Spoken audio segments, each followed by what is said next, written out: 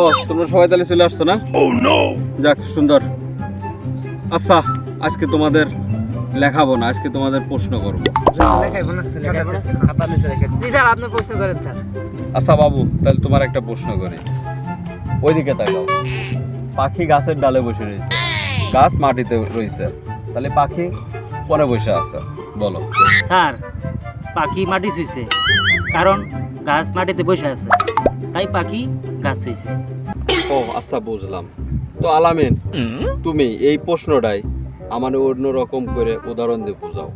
ও sir এই প্রশ্ন, sir আপনি কি কেঁচু খাইছেন? কি?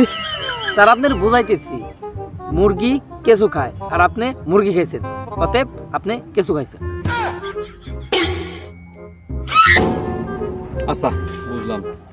আচ্ছা বিল্লাল তুমি এই প্রশ্নটাই তুমি আমার একটু উদাহরণ সহকারে বোঝাও।